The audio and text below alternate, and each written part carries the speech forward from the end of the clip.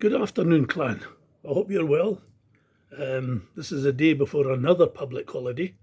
It's getting me confused, all these public holidays that are going on. And then somebody asked me last week, what do I drink when I'm doing a podcast? Well, what this is, if you go to the Hangover Sports Bar and ask for a Dave's Special, it's a double Bacardi, splash of lime cordial, probably Rosie's lime cordial, and just a dash of Coke and lots of ice in a small glass. Very refreshing, very highly recommended. Cheers. That's better. So that's got me into a nice mood for the podcast. Let me just see what I took a few notes this time, which is unusual.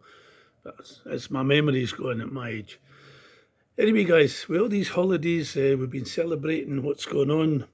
Freedom Day, Workers' Day, I think tomorrow, and everybody's been celebrating, which is a nice thing to have a holiday. But to be perfectly honest, I didn't want to be sarcastic, but I don't know why we're celebrating freedom, let's call it, because there's still no jobs for the majority of people, the man in the street. Our railway system's been destroyed, as you well know. Transnet was a wonderful system we had, and of course with that being destroyed, the roads are taking a pounding with all the extra trucks. We've got the potholes, the South African Airways, that's gone, basically ruined. Eskom was destroyed. Water issues everywhere. The dams are flooding one way, and people can't get drinking water in other places. Murder, rape, you name it, the crime, the theft, even from our born leaders, the crime levels are horrendous. But anyway, not complaining. If you want to celebrate, cheers to all the public holidays and enjoy them. On the subject of sport, I just would like to say that I was very happy for the Liverpool supporters. You know, I prefer Newcastle, but Liverpool is one of my favourite cities, and I must say they've done so well. Their fans were incredible, the atmosphere was great, and it was great to see guys like Kenny Dalglish, heroes from the past, in the stands. It's a wonderful game, and well done to the manager, and well done to the team and the supporters. Some of the great racing performances, Kai Ying Rising in Hong Kong. Is it the best sprinter on the planet? I think when it goes to Australia, we'll probably see if it's, I think it's going to run in the Everest, and then we'll see if it's the real deal. But all indications are it's probably the best sprinter on the planet. What else could we talk about? Of course, the Hollywood horse, have to talk about that again. Il Etat Temps. It was so special beating John Bond, and I'm sure the Hollywood guys are really looking forward to Cheltenham next year. With the powerful Mullins team, I'm sure it's going to play an important role. On the jump side, Punchdown's on this week. Mullins has not been doing as well as he normally does.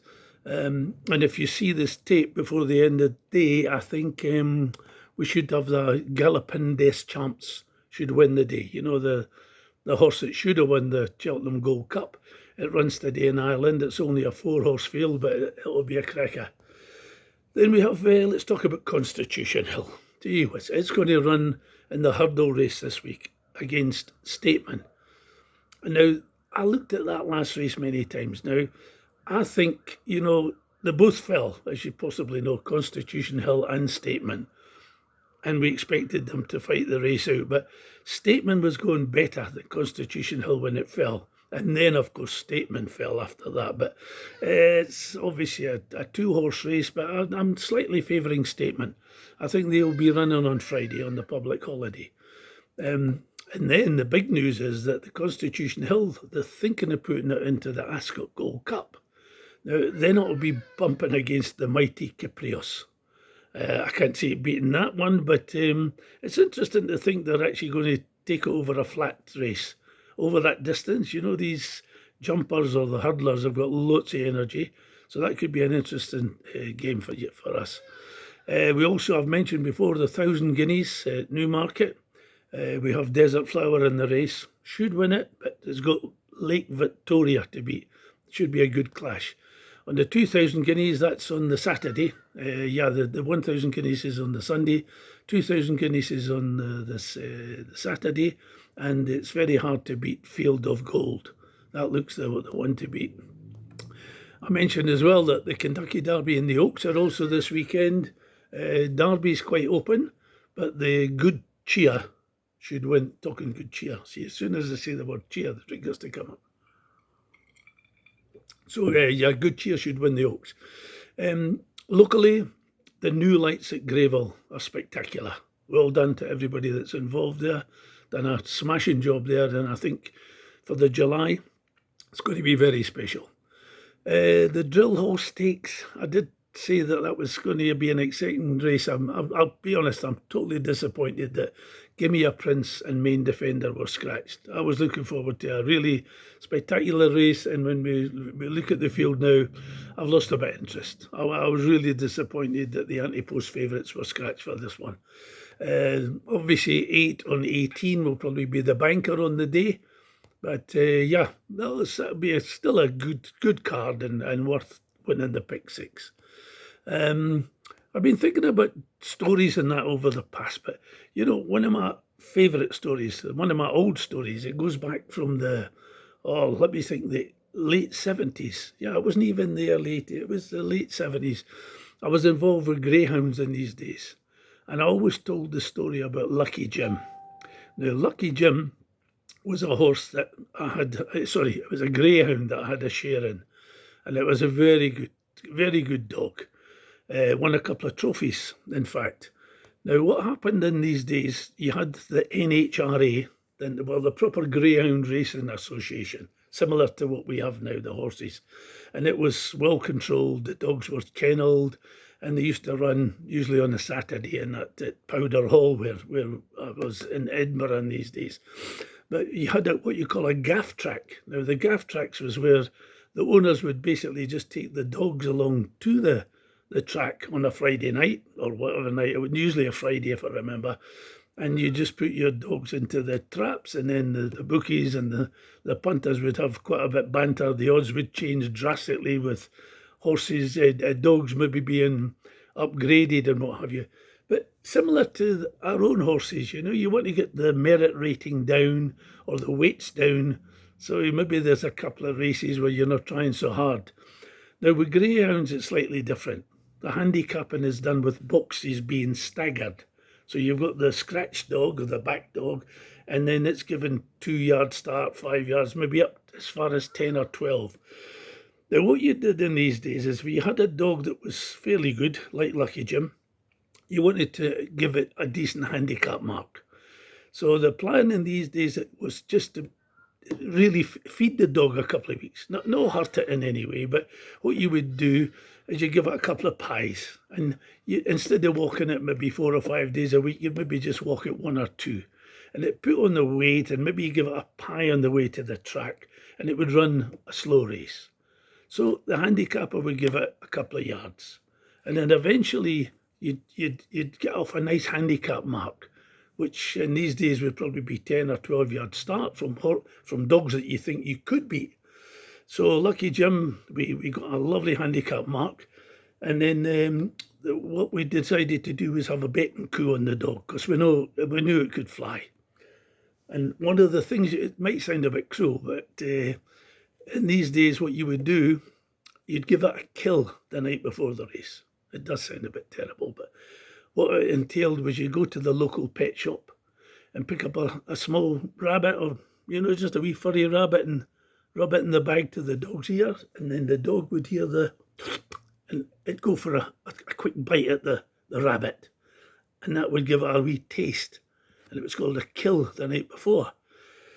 So the plan is, of course, the following night, the dog's really been souped up. It's not been eating pies, it's been eating fillet steak. The owners have been eating pies that week, and it's been walked every night. Now it's souped up, and then the kill before the night of the race, and then we're in for the kill from a punter's point of view. Now what happened was, we had a small syndicate, and the youngest guy in the syndicate used to have to go to the pet shop and pick up a rabbit. So he comes back and he says, the rabbits are sold out, which was normal in these little greyhound racing villages. These things happen. He says, but I've got a small kitten. we thought, no, you must be joking. I mean, that's ridiculous. Everybody loves a pussycat and what have you. And then we had a discussion, sensible discussion, and says, it's not going to make any difference to the dog. We've souped this up for weeks. We didn't want to lose our opportunity in making a killing. So we rubbed the dog, the pussycat, see ya, and disaster. The cat jumps out of the bag, and to be honest with you, it was like the Texas Chainsaw Massacre.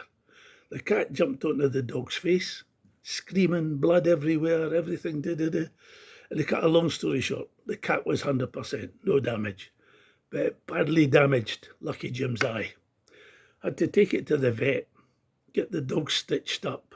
Took a lot of tender loving care to bring it back to normal. It was nervous after that. So once we stitched the dog up a few weeks later, it was running lovely, it was looking good again. So it was decided still to go and have a go with the dog, because it was still off a very nice handicap mark. And it must have been 2-3 months after it before we could get the dog back to the track. Anyway, we're down there, put the money down, traps open, Lucky Jim flies out the boxes. First bend, flipping maybe 5-10 yards clear. And it doesn't take the bend because it can't see the bend. So it runs right up into the stand, into the grandstand beside the owners. Disaster. Anyway, the moral of the story is, don't be cruel to animals and try to make betting coups. And even when I left, I came to South Africa, early 80s. Lucky Jim had a good life. It had a good life for the last 5 years. It became one of the pets, the owners. And greyhounds don't normally make good pets.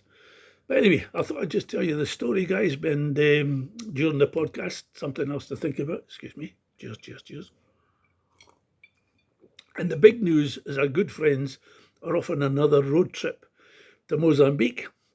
Everything's booked and arranged, and they've invited Susie and myself to join them. So the next time I make a podcast, it might be on the beach. So guys, have a great long weekend. Keep up the celebrations as far as all these public holidays. And we'll see you soon. And as I say in the classics, good punting.